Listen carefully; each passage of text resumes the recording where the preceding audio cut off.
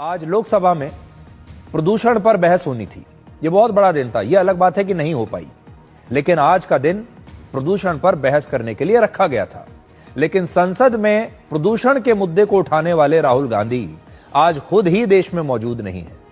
Rahul Gandhi Germany की यात्रा पर थे।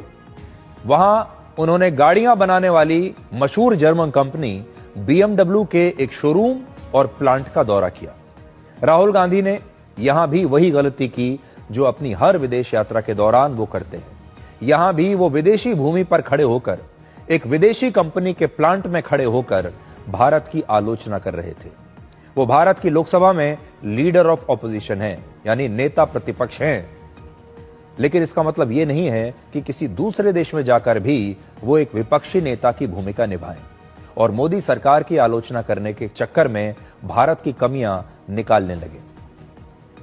असल में राहुल गांधी जब बाहर जाते हैं तो उन्हें थोड़ी देर के लिए राजनीति बंद कर देनी चाहिए। एक नेता प्रतिपक्ष के तौर पर सोचना बंद करके वो सिर्फ एक सच्चे भारतीय की तरह अगर सोचें तो शायद वो ऐसा नहीं करेंगे।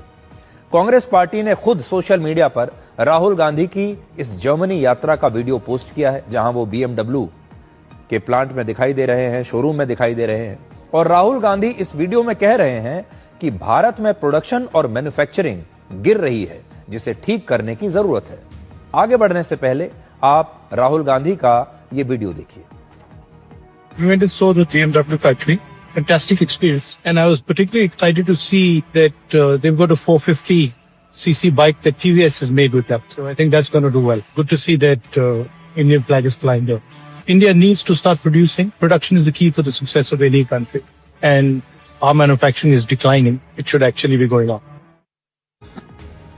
तो कह रहे हैं कि हमारी जो मैन्युफैक्चरिंग है वो डिक्लाइन कर रही है, यानी वो कमजोर हो रही है।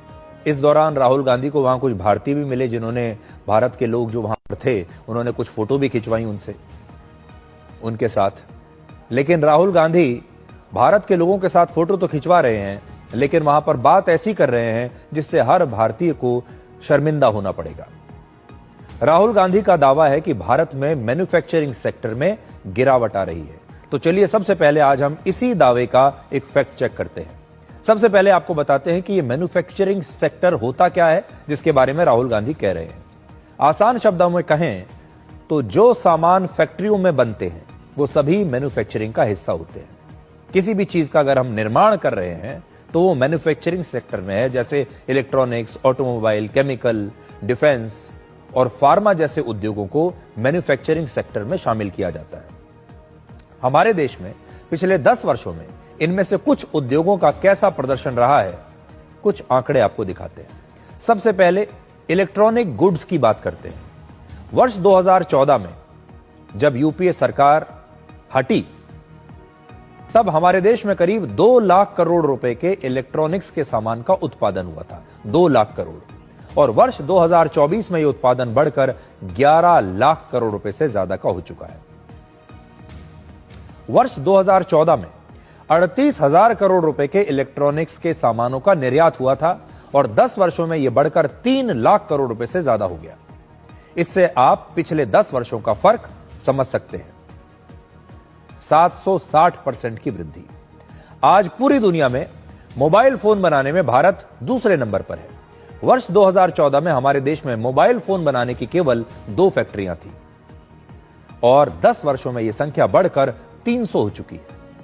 अब एक और आंकड़ा देखिए। आज से 10 वर्ष पहले हमारे देश में केवल 19,000 करोड़ रुपए के मोबाइल फोनों का निर्माण होता था, लेकिन अब 4 लाख करोड़ रुपए से ज्यादा के मोबाइल फोन हमारे देश में बनाए जाते हैं। 2132% की वृद्धि।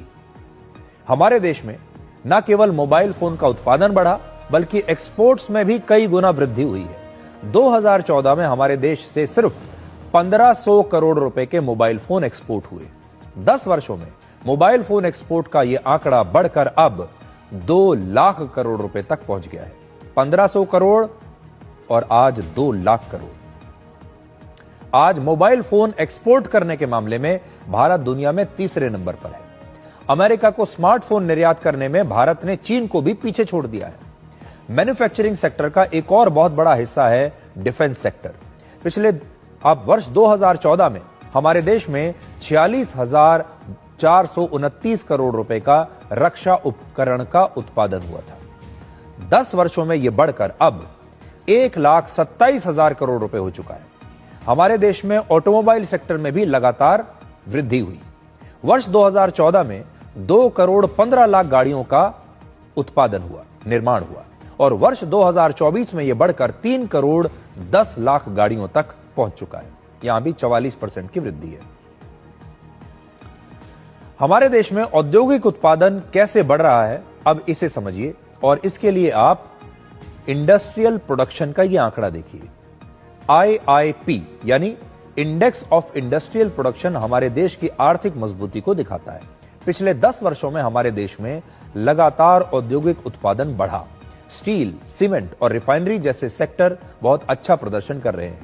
केवल कोरोना के समय, कोरोना काल में, जब कोविड काल को हम छोड़ दें, जब सारा कामकाज ठप हो गया था, उसके अलावा आप देखेंगे लगातार वृद्धि हो रही है। अब राहुल गांधी जर्मनी की इतनी बड़ी कंपनी के हेडक्वार्टर में, उनके प्लांट में गए और वहां जाकर वो BMW के हेडक्वार्टर से ये कहते हैं कि भारत की मैन्युफैक्चरिंग गिर रही है। अब इसके दो कारण हो सकते हैं। या तो वो ये बताना चाहते हैं कि भारत में मैन्युफैक्चरिंग सेक्टर गिर रहा है, उत्पादन कम हो रहा है, और शायद वो ये भी कहना चाहते हैं कि भारत में जो सामान बन रहा है शायद उसकी क्वालिटी गिर रही है। अब वो इन दोनों में से क्या चीज कहना चाहते हैं ये तो राहुल गांधी खुद बेहतर बताएंगे, लेकिन दोनों में से मतलब कोई भी निकाला जाए, अर्थ उसका एक ही आता है। उसे जब आप डिकोड करेंगे, वो ये है कि वो जर्मनी में इतनी बड़ी कार बनाने वाली कंपनी के हेडक्वार्टर में खड़े होकर भारत को नीचा दिखा रहे थे। ये बता रहे थे कि मेरा देश आपके देश से कमतर है, हमारे देश में अच्छा काम नहीं हो रहा, और इसके पीछे उनकी मंशा ये थी कि वो मोदी सरकार को कमजोर करके दिखाएं। वो ये दिखाएं कि प्रधानमंत्री मोदी अच्छा काम नहीं कर रहे और उनके शासनकाल में भारत में बहुत कमजोरी आ रही है। वो ये बताना चाहते थे। वो ऐसा इसलिए कहना चाहते हैं क्योंकि वो नेता प्रतिपक्ष हैं और विपक्ष का तो काम ही है सरकार की आलोचना करना। लेकिन वो हर बार ये भूल जाते हैं कि मोदी की आलोचना करते करते वो भारत की ही आलोचना करने लगते हैं। आज वो ये समझने लगे हैं कि जब वो भारत को नीचा दिखाएंगे तो प्रधानमंत्री मोदी को नीचा दिखाने के लिए ये काम आएगा, और इसलिए उन्हें ये कंफ्यूजन है। अब वो प्रधानमंत्री मोदी को नीचा दिखाते दिखाते भारत को ही नीचा दिखाने लगे हैं।